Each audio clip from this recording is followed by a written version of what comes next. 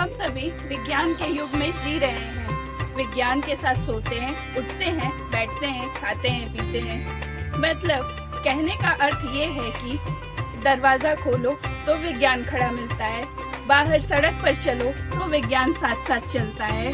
इसी कड़ी में आज हम आर्टिफिशियल इंटेलिजेंस के बारे में चर्चा करेंगे। मैं इस समय श्यामा प्रसाद मुखर्जी यूनिवर्सिटी में पत्रकारिता विभाग में अध्ययनरत हूँ। मेरे साथ मेरी कलीग रिया सिसोदिया भी साथ हैं। हम लोग आज विस्तार पूर्वक आर्टिफिशियल इंटेलिजेंस के बारे में चर्चा करेंगे और एक दूसरे से बात करके ये समझने का प्रयास करेंगे कि आर्टिफिशियल इंटेलिजेंस क्या क्या मदद कर रहा है इंसान को, मनुष्य को आगे बढ़ने में, वहीं साथ ही साथ ये कैसे बैरियर खड़ा कर रहा है कि इंसान पीछे जाए, वो वैज्ञानिक तरीके से आगे बढ़े भी और कहीं कहीं वो अवरोध से रुक भी जाए। आर्टिफिशियल इंटेलिजेंस एक ऐसी विधा है, एक ऐसी तकनीक है जो मनुष्य के तरह सोचने, समझने, तर्क करने और कार्य करने की क्षमता का विकास करती है। कृत्रिम बुद्धिमत्ता के जहाँ पर बहुत सारे लाभ हैं, वहीं बहुत सारे नुकसान हैं। उसके लाभ के एक छोटा सा उदाहरण मैं आपके सामने पेश करना चाहूंगी। जैसे कि कोई गांव का आदमी, शहर के भी आदमी को मेडिकल भाषा उतनी साफ तरीके से नहीं समझ में आती, फिर भी इसको समझाने के लिए मैं एक गांव का उदाहरण प्रस्तुत कर रही हूँ। कोई एक गांव का आदमी अपने किसी बीमार परिजन को लेकर शहर में आता है, डॉक्टर से मिलता है, उनको अपने रोगी के बारे में सारे लक्षण बताता है, प्रिस्क्रिप्शन लिखवाता है, डॉक्टर बता देता है कि आपके मरीज को ये बीमारी हुई है, ये दवाएं हैं, ये आपको टेस्ट करवाने हैं और ये चिकित्सा का इतना खर्च है, वो एक प्रिस्क्रिप्शन में लिख के दे देते हैं। लेकिन उस आदमी को ये समझ में नहीं आता कि आखिर उसके रोगी को हुआ क्या है। वो शाम को जब अपने घर वापस जाता है तो अपने बेटे से, अपने बच्चों से वो ये प्रिस्क्रिप्शन दिखा के कहता है कि इसके बारे में मुझे कुछ जानकारियां दे दो। तो उनका बच्चा जो कि मोबाइल फ्रेंडली है, वो मोबाइल में जाके AI के थ्रू उस प्रिस्क्रिप्शन को अपलोड करता है और उस प्रिस्क्रिप्शन से सारे डिटेल्स जो उनको नहीं मिल रहे थे वो AI के थ्रू निकाल लेता है। जैसे कि उस रोगी को क्या हुआ है, उसके क्या लक्षण हैं, वो किस दवा में किस केमिकल के थ्रू ये ठीक होगा और क्या क्या उपाय उनको करने हैं जिससे उनके रोगी जल्द से जल्द ठीक हो जाए। तो ये है AI का कमाल, जो कि मानव के जीवन में इस कदर शामिल हो गया है जैसे वो इसी का हिस्सा है। AI के जो सबसे ज्यादा लाभ है, जो मेरे ख्याल से बहुत ज्यादा लाभ है, वो है कृत्रिम बुद्धिमत्ता में हम लोग जोखिम को बहुत शून्य हद तक ले जा सकते हैं। कैसे? जैसे कि कहीं पर मान लेते हैं बम प्लांट है, उस जगह पर मानव अगर बम डिफ्यूज करने जाता है तो उसके दिल में एक डर होता है, एक हार्मोनल चेंज की वजह से ये रहता है कि वो सोचता है कि अगर हम डिफ्यूज करेंगे तो वो कहीं उससे पहले न फट जाए, टाइमर जल्दी है, टाइम से नहीं कट किए तो फट जाएगा। लेकिन वहीं पे रोबोट AI के थ्रू जब जाता है तो वो आसानी से उस जगह पर बम को डिफ्यूज करता है और वापस चले आता है। दूसरा लाभ ये है कि वो 24/7 उपलब्ध है। मनुष्य को 6 घंटे की नींद, खाना पीना, बैठना, थकान मिटाना, ये सब उसके मानवीय गुणों में शामिल है। लेकिन AI रोबोट के थ्रू 24/7 काम कर सकता है। चैट बॉक्स से वो अपनी उपलब्धता को हमेशा दर्शाता है। तीसरा जो गुण है सर्जरी में जब कोई मनुष्य, जब कोई डॉक्टर घुसता है तो उसके मन में ये डर रहता है कि हमसे कहीं भी कोई गलती ना हो जाए, हम कहीं पर भी चूक ना कर बैठे, और इसी वजह से जोखिम का भी संभावना रहता है। लेकिन AI के थ्रू जब रोबोट्स ऑपरेशंस करते हैं तो वो 100% तक सक्सीड होने में कामयाब होते हैं। ये थे कृत्रिम बुद्धिमत्ता के कुछ गुण, कुछ पहलू। अब मैं रिया जी से ये जानना चाहूंगी कि कृत्रिम बुद्धिमत्ता के हानि के क्या प्रभाव हैं।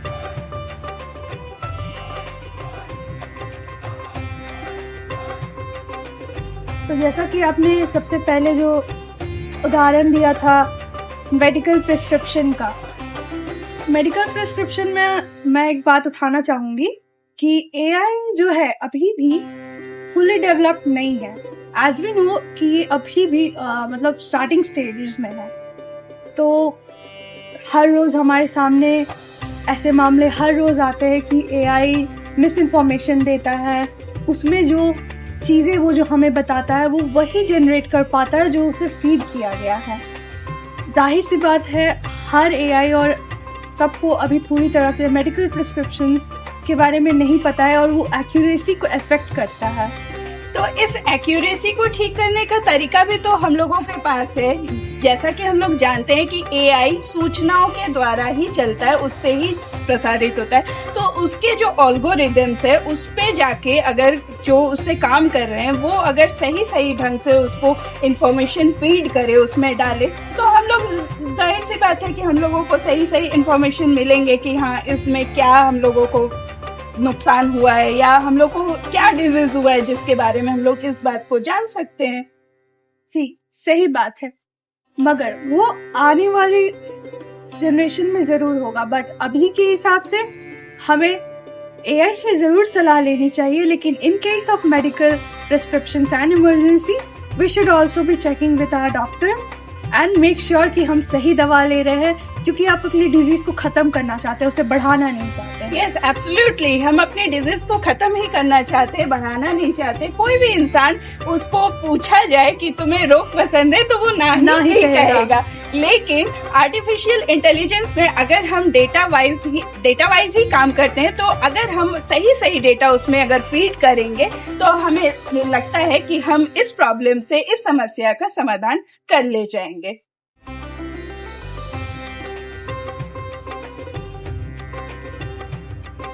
और जैसा कि मैंने कहा मिस इन्फॉर्मेशन के ऊपर, सो करेंटली मिस इन्फॉर्मेशन जो है सबसे बड़ी प्रॉब्लम है as a nation and as world wide.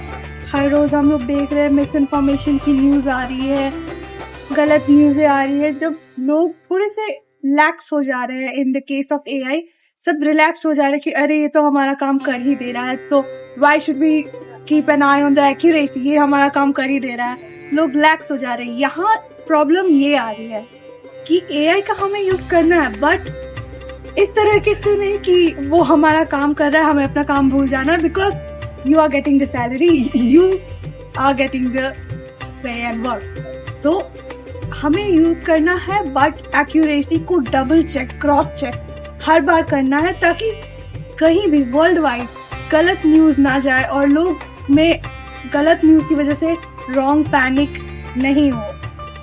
तो इसका मुझे ये लगता है कि हम लोगों को सबसे पहले डेटाबेस और एल्गोरिदम्स पे तो काम करना ही चाहिए। साथ ही साथ ये जो मिस इन्फॉर्मेशन वाली बात है, इसके लिए हम लोग एक काम ये कर सकते हैं कि जो इसके थ्रू काम कर रहे हैं वो इसको एक्यूरेट करे, वो इसको ठीक करे, वो इसको समझे कि कहाँ प्रॉब्लम्स क्रिएट हो रहे और वो उसका सॉल्यूशन निकाले। और साथ ही साथ ये भी करे कि जैसे आपने एक कहा कि हम लोग मिस इन्फॉर्मेशन पुट अप कर दे रहे और हम लोग क्रिएटिविटी पे फिर ध्यान नहीं दे रहे, चेक नहीं कर रहे, तो हम लोगों को और स्किल्ड होना पड़ेगा, हम लोगों को और ज्यादा इसके बारे में जानना पड़ेगा कि कहाँ हमसे गलती हुई और उस गलती को हम लोग कैसे ठीक करें। हम लोग अपने जो वर्क पावर है, वर्क फोर्स को और अगर स्किल्ड कर देंगे तो हम लोग इस प्रॉब्लम से बाहर आ सकते हैं।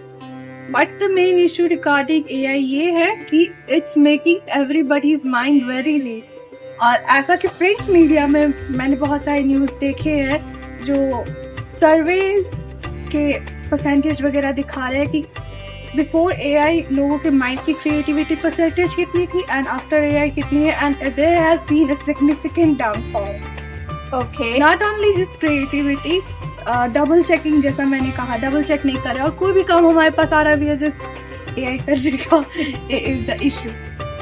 हाँ, ये बात सही है कि हम लोग एआई की वजह से थोड़ा सा रिलैक्सिंग मूड में आ गए, थोड़ा सा चेक वगैरह नहीं करे, बट हमको लगता है कि हम लोगों को इस पर काम करना चाहिए और हम लोगों को अपने वर्क फोर्स को, अपने एम्पावरमेंट को और ज्यादा स्किल्ड कर देना चाहिए, उसकी क्रिएटिविटी को एक दिशा देनी होगी, तो हम लोगों को लगता है कि हम लोग इस प्रॉब्लम से कवर अप कर जाएंगे। तो एग्जैक्टली जैसे आपने अभी कहा कि हमें अपने स्किल और क्रिएटिविटी पे वर्क करना चाहिए, वहाँ भी एक पॉइंट है एआई का विच इज कंसर्निंग कि लोग वर्क कर रहे हैं अपनी क्रिएटिविटी पे, but they are working on the AI, so they are making it more creative, but the human, जो हमारा ह्यूमैनिटी का एक जो असेंस होता है, जो हम लोग पैदा होते हैं हर एक टैलेंट के साथ, रीडिंग, राइटिंग एंड एवरीथिंग, जहाँ हम लोग एआई पे वर्क डाल रहे हैं, तो हम लोग धीरे धीरे उसे लूज कर रहे हैं। AI is getting smarter indeed, but we are losing it. तो at the end of the day, society is run by humans, right?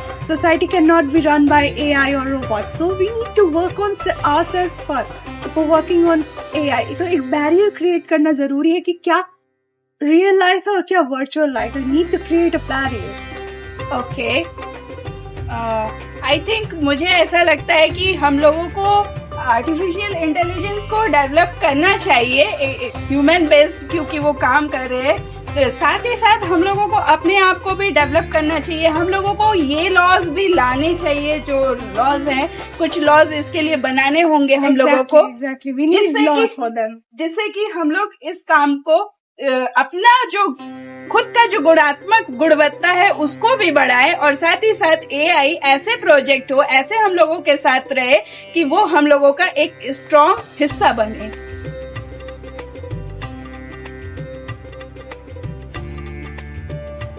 AI के थ्रू हम लोग स्वच्छंदता के साथ निर्णय ले सकते हैं, अपनी मानवीय त्रुटियों को कम कर सकते हैं, अपनी उपलब्धता को बढ़ा सकते हैं, अपने कार्य की क्षमता को और ज्यादा स्किल्ड और ज्यादा बेहतर तरीके से डेवलप करके आगे बढ़ सकते हैं। तो मुझे लगता है कि एआई के थ्रू हम लोग बहुत आगे तक, बहुत दूर का सफर बहुत आसानी से तय कर सकते हैं। इस समय भारत एआई को विश्व को अपनाने में मदद कर रहा है। देश के सीमाओं के बाहर भी एआई काम कर रहा है। भारत की ये समझाना, भारत का ये विश्व को बताना कि आर्टिफिशियल इंटेलिजेंस की मदद से हम और अपना विकास कैसे बहुत अच्छी तरह से, समृद्ध तरीके से कर सकते हैं, ये बताना एक अपने आप में गर्व का विषय है। और हम लोग और अच्छी तरीके से इस पर अध्ययन भी करेंगे और आगे बढ़ेंगे। जैसा कि आज की हम लोग डिस्कशन को हम लोग एंड कर रहे हैं, इसको एंड करते करते हम एक पॉइंट कहना चाहेंगे।